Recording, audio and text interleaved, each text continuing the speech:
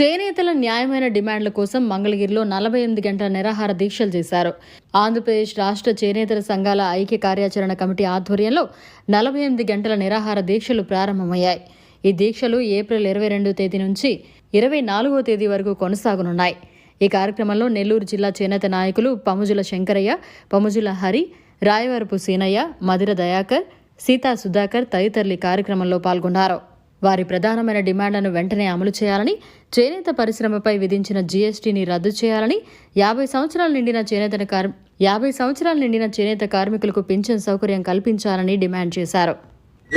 చేనేత సహకార సంఘాలు ఎలక్షన్స్ ఇదిగో అదిగో 12 సంవత్సరాల నుంచి కమిటీలు వేయడం, ఎలక్షన్ అనడం, రద్దు చేయడం, ఎలక్షన్ అని చెప్పడం, రేపు నెలలో ఉంటాయి, 6 నెలల్లో నోటిఫికేషన్ అంటారు, ఎవరు ఫైర్మెన్ కమిటీలు కూడా ఆ వైఎస్ఆర్ గవర్నమెంట్ లో ఏదో వేసి కొంతవరకన్నా న్యాయం చేశారు.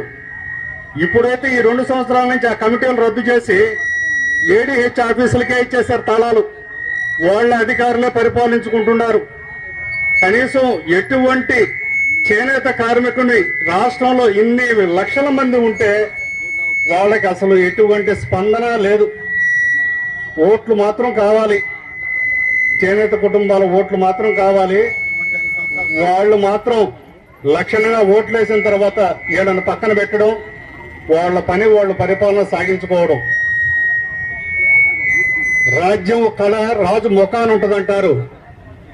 మరి మన ముఖ్యమంత్రి గారి ముఖాన ఉందో లేదో కానీ కళ మన మొహంలో మాత్రం దరిద్రం తాండవిస్తుంది. ఈ 2 సంవత్సరాలకి ఖచ్చితంగా చెప్పగలను.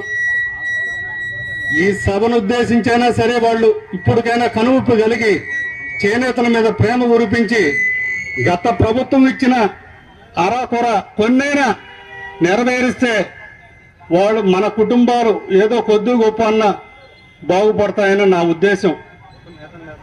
నేతన నెస్సం ముఖ్యంగా 24,000 రూపాయలు ప్రతి చేనేత కుటుంబానికి గత గవర్నమెంట్లో 5 సంవత్సరాలు వచ్చింది. ఎంతో కొద్దో గొప్ప ఇబ్బందుల్లో ఉన్న కుటుంబాలు చాలా ఆసరాగా నిలిచింది.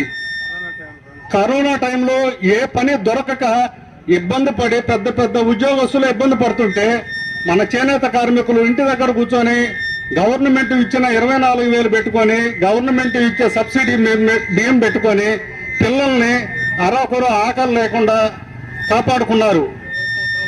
అదే మన చంద్రబాబు గారి హయాంలో కనుక కరోనా కానీ వస్తే అవుట్ అంటే సగం మంది కూడా అందరూ మేము చచ్చిపోతాం. చేనేత కార్మికులు ఎవరు బతకలేరు. ఎందుకంటే అసలే ఇప్పుడు ఏం లేదు, అప్పుడైతే ఇంక చెప్పలే. ఈ విధంగా పడే బాధలు వాళ్ళు ఒకసారి గమనించి అసలు ఇంతలో ఎండలో ఈ నిర్ణయం తీసుకున్న ఐక్య కార్యాచరణ కమిటీకి నిజంగా పాదాభివందనాలు. ఈ కార్యక్రమానికి మేము మనస్ఫూర్తిగా మా 350 కుటుంబాల తరపున, మగ్గాల తరపున మేము సంపూర్ణ మద్దతు తెలియజేస్తూ ప్రతినిధులుగా మేమిద్దరం రావడం మాకు చాలా సంతోషంగా ఉంది.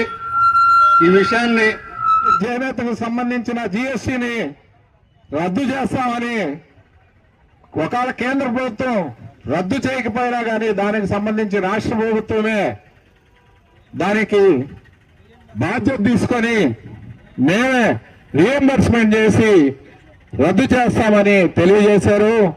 కానీ అది కూడా ఏమాత్రం చేయకుండా 2 సంవత్సరాలు పూర్తవుతుంది.